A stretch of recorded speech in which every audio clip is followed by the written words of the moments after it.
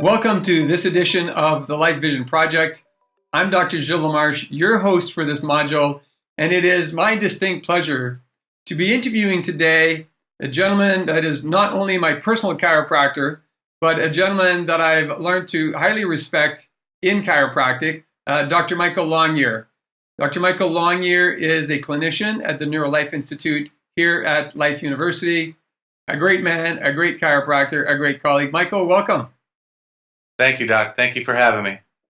So as I mentioned prior to starting a recording, you know that this is about what we refer to as the Life Vision Project, helping chiropractors discover their life vision to really give them clarity and give them strength so they can move forward. I know, having known you now for a number of years, that you have a very large interest specifically in neurology, and as a chiropractor, first as a chiropractor, and second as a functional neurologist, you've been able to incorporate functional neurology within the traditional chiropractic module. Please describe to our audience, where does the functional neurology really fit into this traditional chiropractic model that I practiced my entire life? Well, I think when you get down to it, chiropractic at its core has always been about neurology. Anytime you touch somebody or you lay your hands on someone or you provide an adjustment, you're affecting their neurological system. So anytime you're doing anything with the body, you're affecting the brain. So you've seen a shift in medicine over the last few years as well. Dr. Hall, one of my mentors, has always kind of talked about this aspect of things where you've seen a shift towards not just medicine, but functional medicine. You've seen a shift from not just movement screens, but functional movement screens. And I think functional neurology is the next step of a way of looking at those things. When you look at, a medical neurologist, they do really good with finding pathology. So they'll look at scans or they'll look at images and they'll tell you whether something's there or missing out of the scan, whether it's completely broken or something's growing in a place that it shouldn't be growing in. But I don't know that they look at function in the same way that we do. So we look at function in a little different way. You can walk, but how well can you walk? You can speak, but how well can you speak? So functional neurology for me, it's a different lens with which we evaluate the level of function of the nervous system. So we can go and we can look at every lobe of the brain or every area of your nervous system, whether it's spinal cord, brainstem, brain, and look at how well those areas are working. Not whether or not they work, but to what level. Because everyone would like to operate at their optimum level or be the best person that they can be. So we can go in and analyze those areas and effectively create treatment plans based around that as well. So if you could share with us what brought you to that stage. So as a young chiropractor, I remember you as a chiropractic student. I saw you evolve, but I know that very, very early on, you developed this particular love of digging really, really deep into the neurology of the human being. And I look at myself as a traditional chiropractor, practiced 25 years into the traditional subluxation corrective model. And I had a love of neurology, but not at that depth. So I'm wondering if you could share with our audience what brought you to having that as your life vision of what you could contribute to the world. Well, for me, it kind of goes back to my personal story, and having went through kind of a major neurological injury when I was a kid in high school, I had a lot of different doctors of things. I went to the Mayo Clinic in Minnesota. I went to many different hospitals in Michigan, where I'm from, to have my injury kind of assessed and for them to tell me what their opinion was. But none of them really made sense. Or I guess, without a medical background or without any kind of background on things, nothing really made sense to me. So I've always kind of been searching for an answer to what my problem was or what my issues were. So when I got to chiropractic, it was the first thing that really kind of fixed certain things on me. And it was the only thing that really made sense, but I always wanted to know why. In hearing the story of Harvey Lillard and the restoration of hearing from a chiropractic adjustment of the thoracic spine, I always wanted to know why, because in all of my studies, I couldn't find the nerve that ran from the thoracic vertebra to the ear that would cause a restoration of hearing. So I always wanted to know, what were we doing, how were we doing that, and why was what we were doing have such a profound effect on that person. So I guess for me, it was always asking that next question and I always say this with functional neurology: you take the blue pill and you go all the way down the rabbit hole. Uh, for me, I took the blue pill early on, and I wanted to find out exactly why. I always strive to learn more about how the nervous system was working and why it was working, because of what I personally went through and what I've seen family go through that I wanted to be able to help them with. So maybe you can share, a case, a typical chiropractic case that arrives at the Neurolife Institute here in Atlanta, that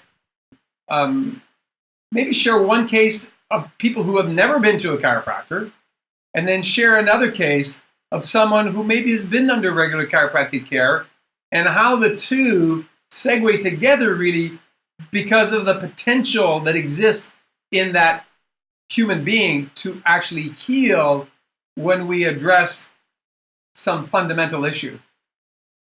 Okay, that's so we don't get typical chiropractic cases in here. We get some fun ones a lot of times. We deal with all sorts of cases. I think two really good examples of what you're talking about come to mind. We had one girl come in and had never been to a chiropractor. And she came in, the first time that we saw her, she did not have the ability to see. So she would have what she referred to as intermittent blindness. And then at times she would also have intermittent paralysis, where she would want to get up and walk, and she just couldn't move her legs. The connection between her brain and her physical body wasn't there anymore. And it was the same thing for her visually. She would have a stressful situation, and visually she would no longer be able to see anymore. So she was a really interesting case, because I think in a nutshell, it shows that interference in the nervous system, that disconnect between the brain or the central nervous system and that physical body.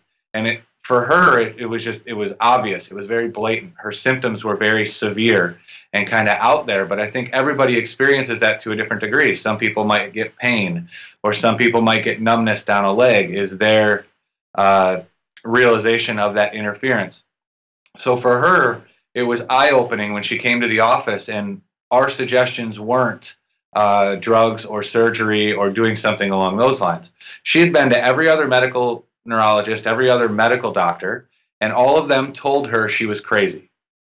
Yet, when we put her through testing, she was not crazy. She couldn't feel her legs. She either couldn't, or she had a huge pain tolerance. No matter what I could do, I wasn't able to elicit responses out of her. But in working with her, she came in on a Wednesday with an inability to move her legs, and she hadn't been able to get up or walk or do any of those things for about 2 or 3 weeks. But when we got her in here, we were able to look at her system, kind of evaluate the function, where she was having areas that weren't functioning so well and where she was having areas that were functioning well. And we designed a plan for her to get her brain connected back to her physical body, to her legs and to her eyes, and basically just fix the realization that she wasn't broken. She just needed to reconnect those two things. She needed her brain to see her legs again. She needed her brain to realize her eyes again. So in working with her, first thing we had to do, we have to remove her interferences. We had to clear the subluxations in her system. So in getting her subluxation free, she could see the first things start to come back online. And for her, and with a lot of the patients that we see, the first thing we see in them is their mood changes. They become happier. Even just the first day where we just get them adjusted and kind of get some things moving, she was happier. She started to have hope. She started to see a light at the end of the tunnel. She still couldn't move her legs, and she still had intermittent bouts of blindness through that day, but she started to have hope. She started to perk up. You could see her personality come back out. And then over the course of working with her for 2 days, on Friday, she was able to walk without her wheelchair or without a walker. And the following Tuesday, she walked out of here with no wheelchair, no walker, no cane, no anything, and completely elated. So that to me was a case of she had never been exposed to the chiropractic message. She had never gotten vitalistic healing. She had never really heard of it. But to me, that showed the power that she had in her system to reconnect the brain to the nervous system to the body, and to really bring her out of a really deep dark hole that she was in. To me, that's one of my favorite cases of someone who hadn't really received our message. It didn't know what to kind of do with it, but her innate and her body kind of sorted it out and gave her what she needed. That's a great story. I remember you sharing it with me personally while I was in the clinic, and I remember seeing that young lady. So I know that what you're sharing is an actual factual story. And again, for the chiropractors listening in on this, functional neurology is not separate and distinct from chiropractic. Functional neurology is intricately involved in having an individual have their subluxations corrected before you go to the next step. So a great one on someone who became a chiropractic understander, if you like. How about a case where someone had been going to a chiropractor for weeks, months, or maybe years, and somehow, with traditional chiropractic care, had evolved, but there was still an issue that then, in incorporating functional neurology, you were able to assist? How about one where they've been seeing a chiropractor their entire life? We saw a young man who is currently playing college football, but he came in, he's the son of a chiropractor. So he has literally been adjusted and well adjusted his entire life. But through an injury that he sustained playing soccer, he had a concussion. And some things just weren't right with him after that concussion. He was always an AB student, always a really nice kid, always really polite to his mom and his dad and his siblings and things like that. But after having this injury, he just got kind of knocked off his axis a little bit, we'll say, and never really regained it. Sometimes concussions, they take different times to heal. Sometimes you never see a full healing until you do something extra to kind of fix that. So this young man came to us, and he didn't come to us. 16-year-old boys are rarely going to walk in your office on their own, right? It was mom that came, and mom came with her list of issues that he was having. And again, it was mood. He was angry all the time. He wasn't interacting with his family the same way that he always did. And the biggest problem that she was having is his grades were starting to slip. And she came in tears. She said it felt like her son was slipping away, like she didn't know who this person was anymore. And this was someone who, he had been getting adjusted. He had had multiple opinions of medical doctors that said he was just fine, or he just needed a little more time to heal. But in assessing him, we found out some very interesting things. When we look at a patient, we look very closely at their eyes. And the reason we do that is the eyes are a direct picture at your central nervous system. Depending on what kind of eye movements, or whether we're shining a light in it to look for pupillary responses, it can tell us a lot about every area of your brain and your nervous system. So with him, we found some very interesting things. This is a kid who is high school level. He's playing football at a high level, playing soccer at a high level, yet he couldn't track an object very slowly across the screen. He couldn't quickly find objects when they would disappear and reappear, and his pupils had almost no response to light. So this tells me there's a lot of different areas in his nervous system that need to be addressed. Chiropractic adjustments were doing great. They got him healing, they got him back on the right page, they got him feeling better, but he needed a little something else, a little more oomph to get him back to what he was prior to the injury. So we looked at this level of function. We did an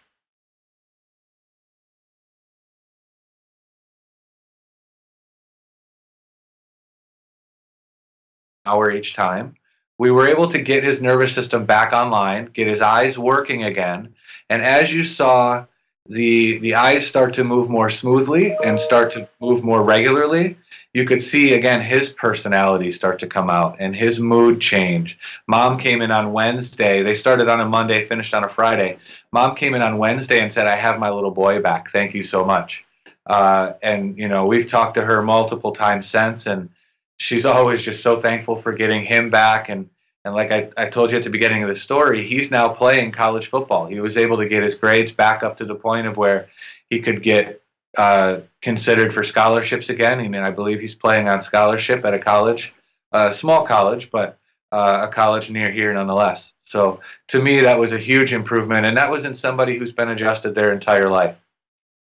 So it's always nice to hear success stories. Of course, we're thrilled, we're inspired, we're enthralled by these beautiful success stories in chiropractic practices all over the world. A couple of questions for you, because the whole purpose of these modules is to really focus on helping docs discover and live their light vision. So one of the questions I like to ask our faculty is, how do you deal with any fear that interferes with your expression of your light vision? Like, it's great to have these ones, but every once in a while, something comes in and blocks a success story from unraveling, if you like. So how do you deal with any fear that creeps in? And then the second part of this question was, or is rather, how do you deal with any adversity that then interferes with the expression of your light vision? So the fear and the adversity, two different things, but similar, as we all know. That's a great question. And I think in our profession, we deal with this a lot. Whether it's fear kind of creeps in, or I've always kind of referred to chiropractic as the little brother sometimes. We get picked on by medical doctors. We get picked on by other people. I've had people tell me, oh, chiropractic, that doesn't exist, or it doesn't work, or it's not real. So we hear that a lot. And the first time that I went to a Light Vision, when I first got on campus here at Life, I don't know if you remember me telling you this, but I thanked you for putting it on, because it allowed me, you put the fight back in me again. And hearing stories from other docs about their trials or their triumphs, it really grounds you and brings you back to remembering why you got into this, what brought you to this, and that you can do amazing things, and that the body can do amazing things. For me, what always has grounded me is knowing that we use principles to measure certain things, and we use techniques that were taught by our mentors. But the reality of it is it's their body that's fixing them. And some people are going to get better when you remove those interferences, and some people just aren't ready yet. And they need to have, Dr. Ribley always refers to it as the subluxation above atlas. Right. That subluxation needs to be removed in them, whether it's them being ready to be healthy and being ready to be better, or whether it's you convincing them that they need to be healthy, or they're ready to be healthy and be better, and really grounding their nervous system with your ideals to get them back on the right page and to get them back moving in the right direction. So as a doctor who has a light vision in front of him, how important is it for you to make sure that your subluxation above and below atlas are well corrected? Absolutely. You've got to be grounded. You've got to be, you've got to be getting regular care yourself. You've got to be understanding what you do and understanding the importance of what you do. If you're, you can't talk the talk if you don't walk the walk, right? So I'm a big proponent of congruency in your life. I would never put someone, we use a lot of different things in conjunction with our treatments. I would never put somebody on a diet that I haven't tried, because you got to be able to walk a mile in their shoes. And if somebody comes up and says, well, I'm doing paleo, what do I do, man? I'm in week 3 and I just can't get through it. You've got to have your story as to what you did, how you got through it. And I think the same thing goes with chiropractic. And if you have to live that vitalistic lifestyle yourself, you've got to understand the importance of that, and you've got to get recharged every once in a while. I know it's hard. You get beat up in this profession. You get beat up dealing with cases that are tough sometimes. But you've got to have someone that you can go to get recharged. For me, that's you. That's Dr. Michael Hall. That's Dr. Vestal here in the office. I need those people that I can bounce ideas off of and that can re-inspire me and recharge me and keep my batteries going too. So I think it's important for all of us to have that, have a kind of a constant flow of that in our lives. One of the questions that we posed as we were creating this Light Vision project is, what would the world look like if 1,000 inspired chiropractors dedicated to changing the world and willing to work together, right? That's the key part at the end. What would happen if we had these 1,000 chiropractors who were diligent, inspired, empowered, and willing to work together? We could change the face of healthcare, couldn't we? Absolutely. If you've got that group bound together and all swimming in the same direction, absolutely. And this is what we're about to build. You mentioned when you face adversity, you have people that you relate to. And I'm just going to stand up for a second and grab a book here. I'm not sure how much the audience can see my bookshelves behind me, but I'm sure you can see some of it. But the book that I just pulled off now was The Bigness of the Fellow Within. And I can tell you that one of my sources of inspiration whenever I have faced adversity for the last 30 plus years has been to go back into this book and read and reread the first major story here, which is the story of that something. And if you're a chiropractor involved in the chiropractic profession, you have not yet read the story of that something in The Bigness of the Fellow Within, please go find it.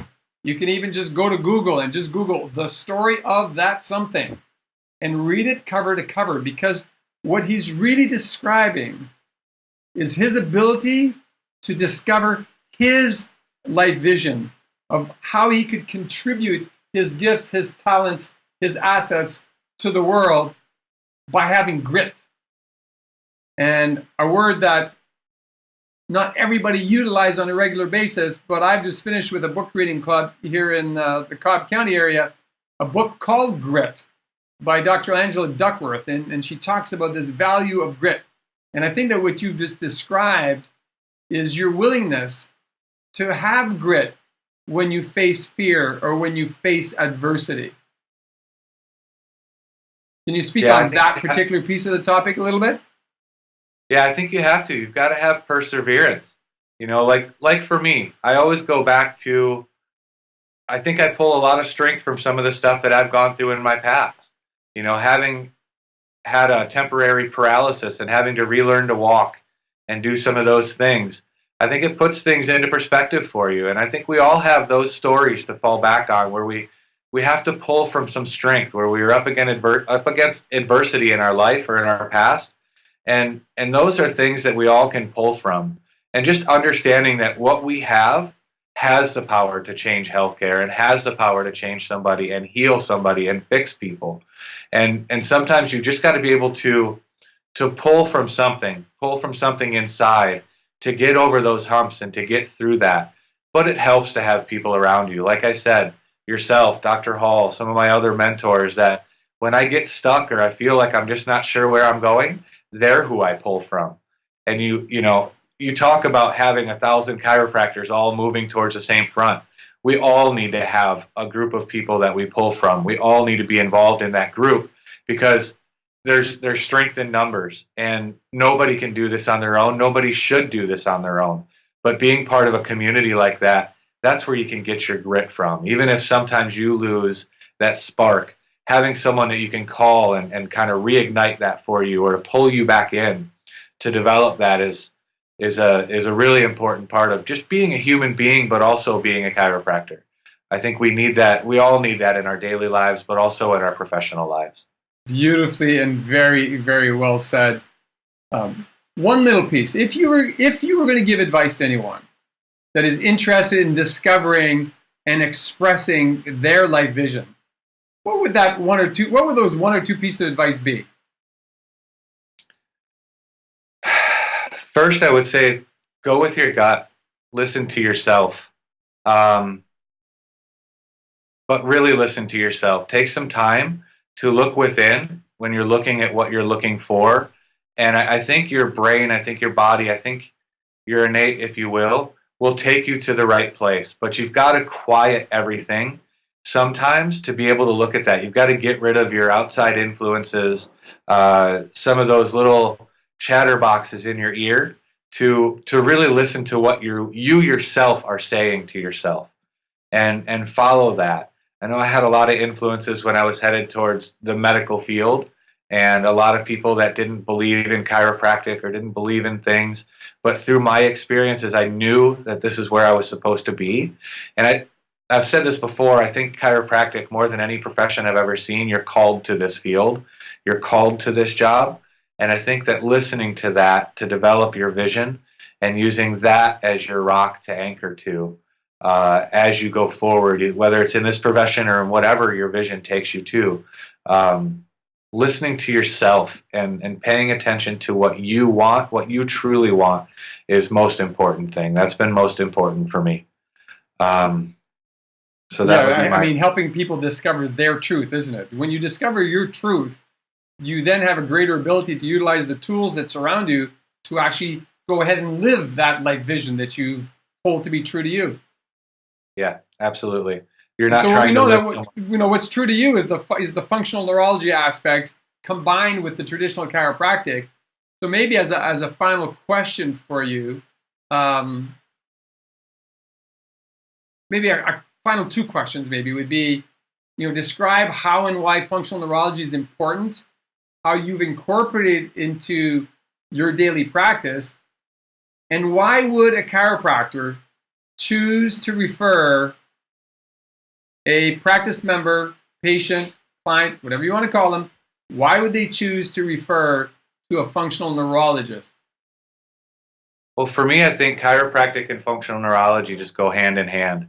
In my opinion, the most important, the most important thing that you can do is keep your brain healthy. And I think that's what functional neurology focuses on first and foremost. You need a healthy brain. You need a healthy nervous system. In our daily lives, in our society now, stress is kind of a big deal, right? I don't think there's anybody walking around on the face of the earth right now that isn't dealing with stress, but dealing with it on a different level than we had in the past. I think we've gotten, through the use of technology or whatever reason you want to give it, I think we've gotten more disconnected from our family and friends and more connected to them through maybe a computer or through Facebook or something along those lines. But I think in that we've lost that human connection. So our bodies and our brains are under stress more than they ever were. On top of that, most people are expected to do more at work and more for their family, and they're being pulled in more directions than they ever were because the world is shrinking and people are expected to be able to respond to that. So functional neurology, to me, is really important in assessing the level of function of every level of your nervous system, every part of your neuraxis, to make sure that those stresses aren't chipping away at your health.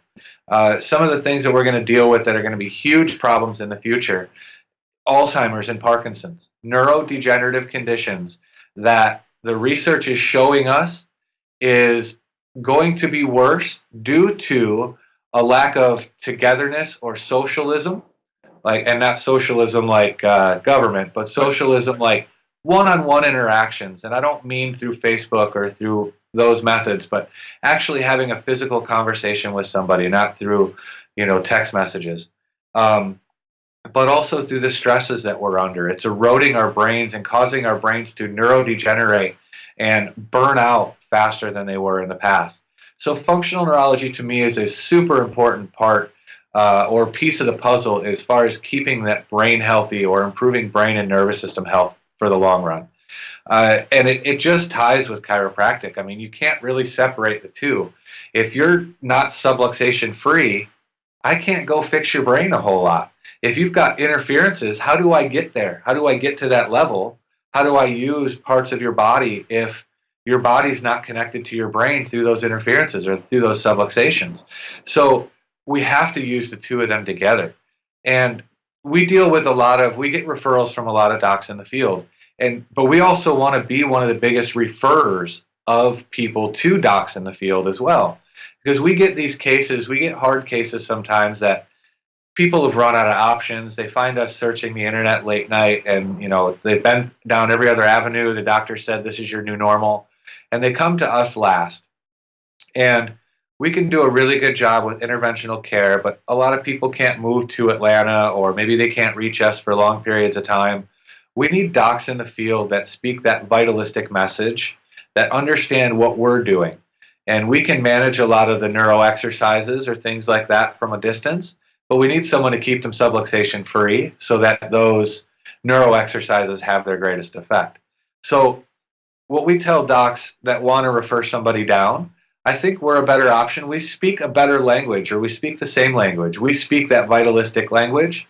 And what we're going to do is try to heal your patient from within, allow their system to heal, and just gently nudge it with some neurotherapeutics or neuro exercises that we use with them. And then we want to send them back to you with a plan. So that's why I think we work really well as a referral source for doctors of chiropractic. I think we speak the same language, and I think we can help add some functional neurology aspects to your practice, even just through the interaction that we have with your patient when we send them back to you. So I think that's how we can really fit into the big piece of the puzzle with that. And I think we need to share as chiropractors more. We need to grow as chiropractors more, and working together is the way to do that. Well, thank you very, very much for your time today. Thank you for being one of those 1,000 or more chiropractors that are coming together, that are willing to work together to really change the face of healthcare and positively impact humanity the way we know that impact can be received by humanity, and humanity so desperately wants it.